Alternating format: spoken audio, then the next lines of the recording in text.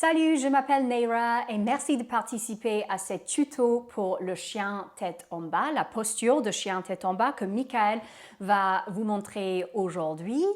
Donc on commence à quatre pattes avec les genoux directement en dessous des hanches et les mains directement en dessous des épaules. Et dans cette position, on commence en travaillant les mains.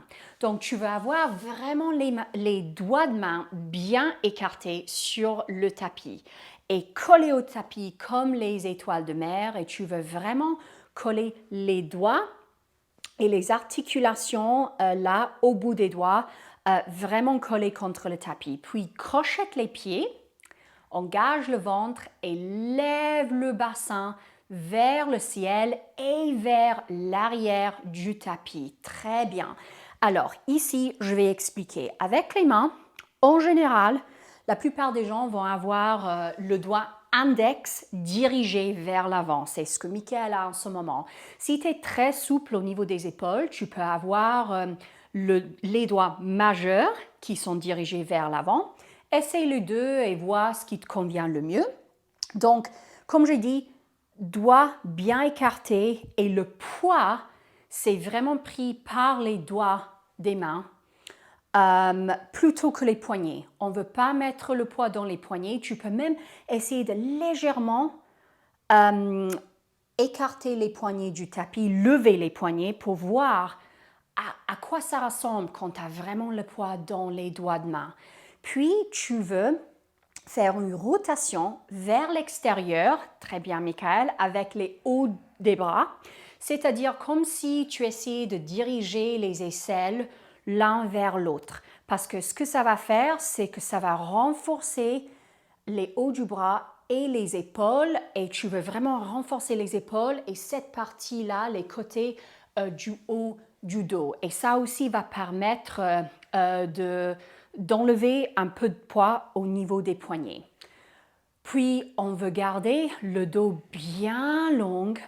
Relâche la tête, ça c'est très important de relâcher la tête.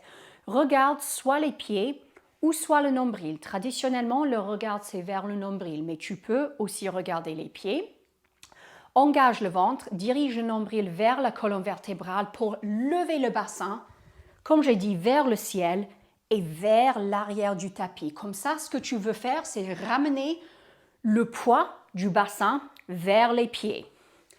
Les pieds sont aux largeurs du bassin, les mains restent aux largeurs des épaules et avec les jambes, c'est pas trop important de placer les talons par terre. Je sais que tout le monde veut faire ça au début, mais tu peux garder les genoux pliés et si tu veux encore plus étirer les ischios, ce que tu peux faire, c'est d'engager les devants des cuisses. Si tu engages le devant des cuisses, ça permet de trouver plus de place derrière. Donc, Michael, si tu veux te reposer, tu peux. Mais cette position a tellement de bienfaits parce que quand tu fais correctement le chien tête en bas, tu renforces les mains, les hauts des bras, les épaules, le dos. Tu étires le dos, surtout le bas du dos. Tu étires derrière les jambes, au niveau des ischios, au niveau des mollets. Tu trouves plus de souplesse au niveau des pieds. Et le fait que tu relâches la tête aussi, ça permet de relâcher la cervicale, mais en même temps, ça envoie un signal au système nerveux de ton corps de se calmer. Et en fait, à la base, le chien tête en bas, c'est une posture de repos. Je sais que ça peut paraître bizarre au début parce que carrément, c'est une posture assez difficile pour les débutants et ça peut vraiment fatiguer. Michael l'a gardé longtemps là, c'est très impressionnant, mais c'est une posture qui peut être difficile au début. Mais quand tu le maîtrises et tu le fais correctement, ça peut vraiment être une posture de repos. Peut-être pas autant que la posture de l'enfant, mais quand même. Alors, si même avec tous les changements qu'on a fait là, tu as encore mal au poignet, de temps en temps, ou peut-être souvent, tu peux prendre une autre posture, la posture du dauphin. qui est une posture différente, mais qui peut servir comme une autre option, une variation pour le chien tête en bas. Donc pour ça, on met les avant-bras par terre, parallèles, et on peut soit attacher les mains ou garder les paumes collées contre le tapis. Les coudes sont directement en dessous des épaules, tu crochettes les pieds et pareil, tu engages le ventre, tu lèves le bassin.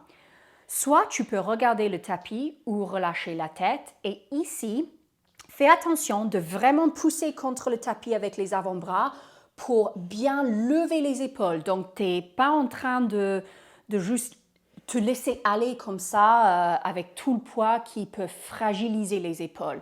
On est toujours dans le renforcement. Et tu respires ici. C'est intense comme posture, donc tu peux arrêter, Michael. Et voilà, ça c'est l'option si tu as mal au poignet ou des problèmes ou des blessures au niveau des poignets et le chien tête en bas, c'est un peu compliqué. Donc, dans la descriptive, je vais mettre des séances, des pratiques où on fait le chien tête en bas. Ça se fait très souvent, c'est sûr. Et je mettrai aussi une version prénatale. Moi, j'ai 7 mois et demi de grossesse, donc moi, je prends cette version de chien tête en bas. Et tu peux le faire également si tu es enceinte. Mais merci beaucoup d'avoir regardé cette vidéo et j'espère que tu vas bien profiter du chien tête en bas et que peut-être tu vas trouver que c'est une posture de repos et peut-être un jour une de tes postures préférées. Merci beaucoup, à la prochaine!